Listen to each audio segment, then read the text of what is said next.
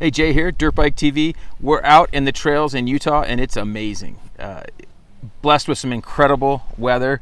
Got some fresh rain down. We got our KTM 350, our Gas EX 350. These bikes are so fun. No dual sports on this trip, purely trail riding.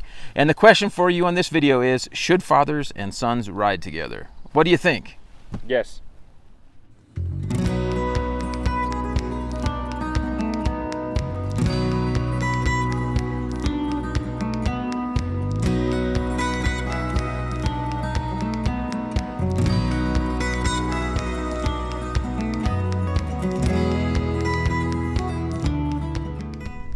All right, so if you're familiar with our channel, you kind of already know the answer. But I'm going to talk, as you watch some of these rad trails, I'm going to talk about some of the pros and cons and some things to look for, and also some of the struggles, especially for those dads when your sons are little, and then growing into, and then stepping back as they take off from you. So enjoy. All right, so first off, again, most of this footage is from a recent ride trip in Utah, which we got just some amazing weather. As you can see, it was cloudy this day. We actually had some rain on us, had a little bit of a few scary moments. And then lately, the last 3 years or so, I've switched over the navigation to Spencer full-time. I don't have to stress on navigating. And we use Onyx now, but even so, I don't have to worry about planning out the route. We kind of talk about where we're going, we talk about general ideas, but then he takes care of it. And since he's waiting for me a lot more now at the trails, he's able to stop, look at his phone, and plan out the next route while he's waiting for me. What do you think of trail guiding? I think it's good. I think it's a blessing and a curse, because then you get to have more control over the ride you want to do. But at the same time, obviously, old man here still has input of where he wants to go down some silly log-filled trail. And we've done plenty of that still, down little tangents, but at the end of the day, I still get us back to the van and safe and all that, so it works out. Yeah, so I think what I want to touch on first is this is one of our more recent fun trails we found that's really good. Takes us up to this area that's just so cool. I think we call it Sheep Creek, that area right there? Yeah, Sheep Creek, yeah. Just so cool. Anyway, what I want to talk about first is starting, for those dads that are watching this with their kids and your kids are young, trail riding isn't that fun, unfortunately. It's not great. A lot of times it's desert riding or it's trail riding stuck close to the truck, right? We had the advantage of being motocross guys. So I feel like that's where we got a lot of our riding in, is I took Spencer and to either our hill tracks, to a buddy's house, his track, or to the actual track, and he rode the kids' track. Yeah. What'd you think of that? I liked growing up and riding motocross tracks because I was able to then ride with you, but then not feel like I was being too much of a burden on you and still have fun at my own pace. And when I first got into trail riding, it was definitely a big learning curve, because I was like, oh, that's something that when I would see you maybe struggle a little bit on, I was like, well, there's no way I'm going to be able to make it up that trail when I was first learning. And I was like, so it's important to just go at your own pace. And obviously, I think riding tracks or easy trails is best to start kids off to build confidence. Right, and now it's the opposite of that. So we actually did pop on a little bit of asphalt there to hop over to our next section, which was really cool. Just a few minutes of brand new asphalt that used to be dirt just a year ago, that section, so it's really cool. And here we're going to head out. I think we talk about a little bit of a plan, and I think I actually head out first here, right? You do, yeah. So Spencer's edited this, put this together, and that's another thing he does that's really cool. So with us growing up with moto, that was a big advantage. With trail riding as a kid, the dad doesn't get to really enjoy himself or do much, or he leaves with the buddies, leaves the kids at the truck with whoever's not riding that day, maybe some of the moms or whoever, and they do little tracks around the camp. And so that's a struggle. And then the next struggle is bikes, trail bikes. So when you get them to the case where they're riding on 85s, most of the trails we could do with a good rider could ride an 85 or a super mini, could ride most of the trails. What Ty Thewison, his boy, he made him did you see recently, he made him like a big super mini and a Project 85. I think he's got electric start on. He does, yeah. So it's amazing. You see the trails he did like 2 days ago in the snow? Yeah, it looks rad. Looks fun. So he built a special purpose, is it a super mini height? It's super mini height. It's a big wheel. It looks pretty big. But overall, it's difficult to get trail bikes for kids. So you have this 85 or Super Mini that's kind of a race bike. It's not a trail bike. Those are motocross bikes that you have to ride kind of wide open like a motocross bike. You can't just ride them like a 300 or a 250 XC that you can be lugging and just cruising. A kid on a 85 or a Super Mini, he's got to be pinned, hitting trails. Anyway, we did build a couple Super Minis, and we had one for track. We had a good trail one, and it made Spencer get through there. And I would be yelling at him, "Hey, just pin it, like you got this." And then I would try to ride it up, and I couldn't make it up. Yeah. I was too big for the Super Mini, and then it was just hard, to keep from looping out and stuff like that. So it's a big learning curve. So that's our toughest struggle, is the actual bikes. Now, once a kid gets to be, it depends how tall he is and his skill set, but if you get to be 13 to 14, that's when we got you on the KTM 200. Yes. And that's when things changed, right? That's when it became way more fun, right? We did a few rides like this on the Super Mini, the 85, but it was very limited, like 20-mile trips. And then we got on that KTM 200. Tell me what you thought of that. I remember the first time I rode the KTM 200, it was in American Fork Canyon up here in Utah. We haven't ridden American Fork in a while, but that was the first place I rode the 200, and I was barely tall enough to tippy-tap on my toes.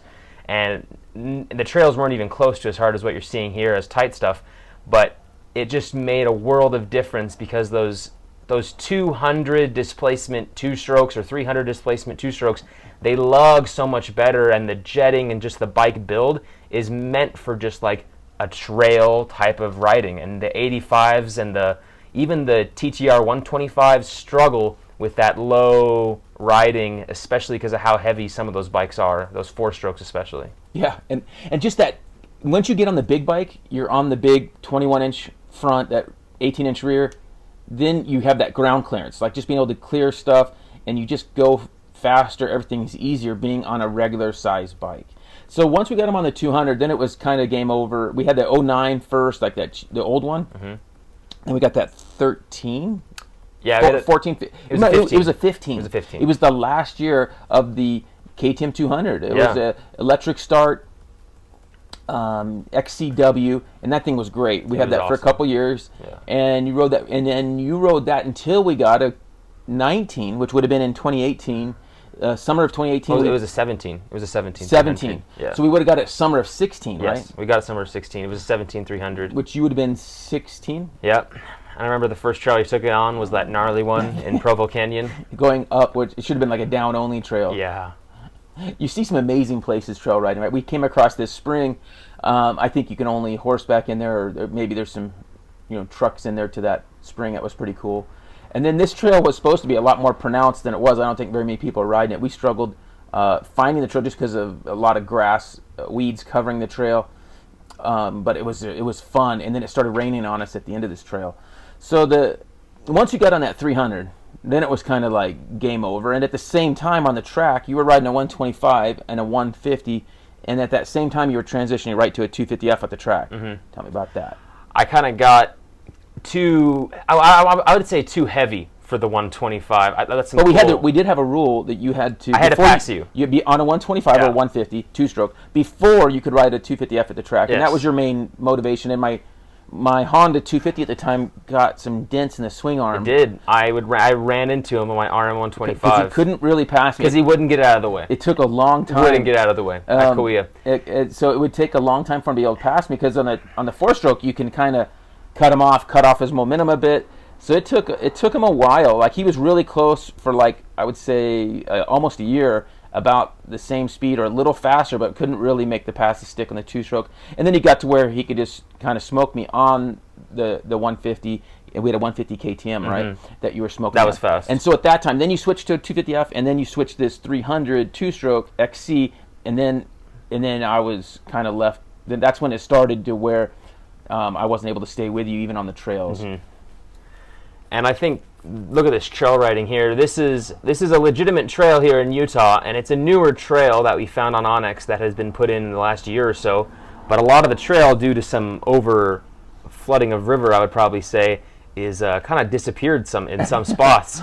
As you can see here, flash flood, I had to turn around here to be like, this isn't going to go anywhere. And that's a part of the riding together with fathers and sons that I think we have gotten used to the most, is going pointless places and having to turn around sometimes. So we come across things like this, and Spencer's a big help cutting trees and helping us navigate around.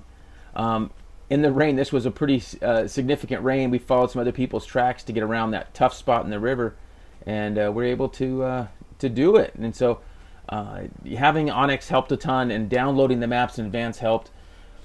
But riding with father and sons, we're the biggest advantage I compare it to, and I'm going to talk later in another video about riding with buddies, is with your father son, it's, I think, a lot more reliable would be the first thing. Depending upon and right now we're fairly close to where we're not hindering each other in most ways. And the nice thing is, as the dad, I can afford a lot of this stuff. So then he has to like me a lot more to be able to do this, right? Well, I'm not going to leave you behind, because then I'm riding your bike. So it's not like we're at separate trucks. Like, see you later, bro. No, right. That's not going to happen. So it's nice, and it's nice for me that I have someone I can rely on to get me out of there, who's going to make sure not to put me in any bad spots. He does. If he gets ahead of me in a spot and it's gnarly, he'll rev up the engine. I know to wait a second, and he'll yell to me to, hey, wait. And then he might even ride it up a section if he knows that it's going to be really tough for me. So that's a big help. There's some things like this that... I had to put this in high speed because I took too long. We just babied her down and tried not to destroy the bike too bad. You can see I'm down there already in this section, and there's just no pretty way to get down around this flooded river.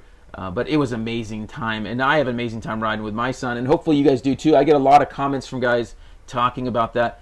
Of course, Rado talks about that, my buddy Drew.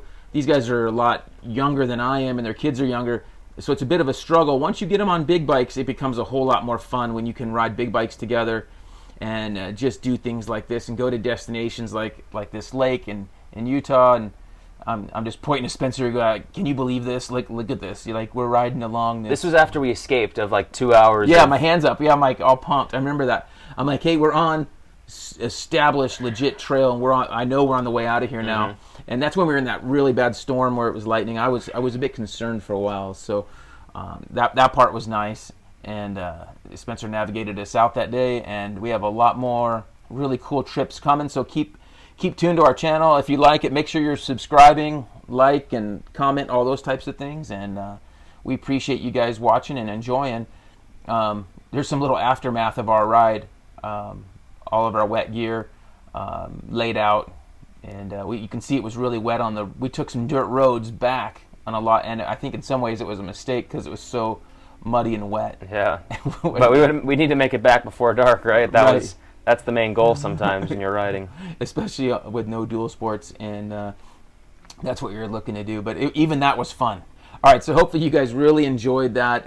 Again, I think most of you already know, if you ride with your son, it's pretty fun for those dads out there. And for those sons growing up riding your dads, you got to be grateful to be able to do so. I think it's a pretty cool thing. Hopefully you enjoyed this, and we'll check you out later on the track or trail. Onyx Off-Road. Know where to go with the #1 GPS app. Access 500,000 miles of trails and roads, open dates and public lands. The elite version even shows landowners and property boundaries. Download the Onyx Off-Road app. To save 20%, use the discount code DBTV1.